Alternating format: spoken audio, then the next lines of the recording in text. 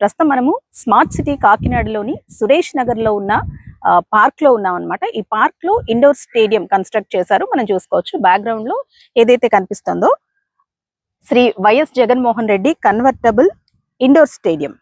ఇది ఎలక్షన్స్ ముందు గ్రాండ్ గా ఓపెన్ అయింది. అయితే స్మార్ట్ సిటీ ప్రాజెక్ట్ గడువు మార్చి 31తో ముగిసిపోవడంతో సంబంధిత అధికారులు అయితే అసంపూర్తి పనులతో ఏమీ పాలుపోలేని స్థితిలో ఉన్నారు. 2017లో కేంద్ర ప్రభుత్వం 5 ఏళ్ల కాల పరిమితితో సుందరంగా తీర్చిదిద్దేందుకు రాష్ట్రంలోని 5 నగరాలను స్మార్ట్ సిటీలుగా ఎంపిక చేసిన విషయం మనందరికీ తెలిసిందే. అందులో కాకినాడకు కేంద్ర రాష్ట్ర ప్రభుత్వాల వాటాగా 978 కోట్ల రూపాయలు పలు పథకాలు రూపొందించింది. ఇప్పటికే పలుమార్లు స్మార్ట్ సిటీ ప్రాజెక్టు పనులు పొడిగించుకుంటూ వచ్చినప్పటికీ కూడా రాష్ట్ర ప్రభుత్వం వాటా నిధులు అందకపోవడంతో ప్రాజెక్టు అసంపూర్తిగానే మిగిలిపోయిందని చెప్పుకోవాలి. కాకినాడలో కోట్లాది రూపాయలతో నిర్మించిన చాలా ప్రాజెక్టులు ఇలా అసంపూర్తిగానే మిగిలిపోయాయి.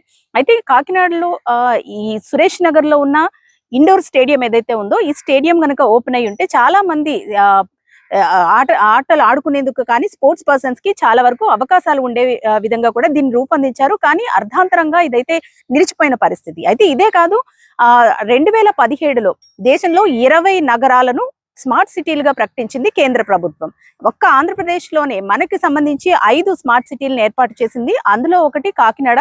అయితే పోర్ట్ ఆధారిత ప్రాంతంగా అభివృద్ధి చెందుతున్న ప్రాంతంగా కూడా చాలా తొందరగా శరవేగంగా అభివృద్ధి చెందుతుందనే ఉద్దేశంతో కాకినాడ స్మార్ట్ సిటీని ఏర్పాటు చేశారు. అయితే కాకినాడ స్మార్ట్ సిటీ ఏర్పాటు అయినప్పటికీ కూడా ఇన్వెస్టర్స్ నుంచి అంటే ఎంటర్ప్రెన్యూర్స్ అని అట్రాక్ట్ చేసే విధంగా కూడా ఏ ప్రాజెక్టు లేకపోవడం ఒక కారణం. అయితే నిధుల విషయానికి వస్తే గనక కేంద్ర రాష్ట్ర ప్రభుత్వాలు సమన్వయంతో దాదాపు 2000 కోట్ల రూపాయలనైతే కేటాయించడం జరిగింది. అయితే ఈ 2000 కోట్ల రూపాయలని కూడా కుదించుకుంటూ వచ్చి కేవలం 1000 కోట్లకి పరిమితమైంది. అందులో 500 కోట్ల రూపాయలు కేంద్ర ప్రభుత్వం ఇస్తే మిగిలిన 500 కోట్ల రూపాయలు రాష్ట్ర ప్రభుత్వం సమకూర్చుకోవాలి. అయితే కేంద్ర ప్రభుత్వం ఇచ్చిన 500 కోట్లు అయితే కేంద్ర ప్రభుత్వం అయితే 500 కోట్లు ఇచ్చేసింది. కానీ రాష్ట్ర ప్రభుత్వం మాత్రం 178 కోట్ల పెండింగ్ అయితే ఉండిపోయింది. అయితే చాలా ప్రాజెక్టులు ఇలా అర్ధాంతరంగానే మిగిలిపోయాయి.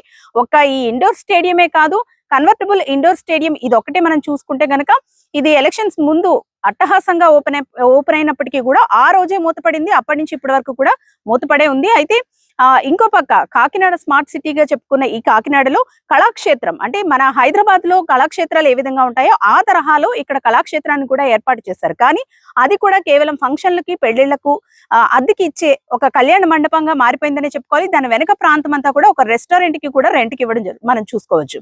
అలాగే ఈ రెండింటితో పాటు Kakinada smart city corporation building కి కూడా దాదాపు 49 కోట్ల రూపాయల వ్యయంతో నిర్మించిన ఆ బిల్డింగ్ కూడా నిరుపయోగంగానే ఉంది. ఇక సీసీ కెమెరాల విషయానికి వస్తే మొత్తం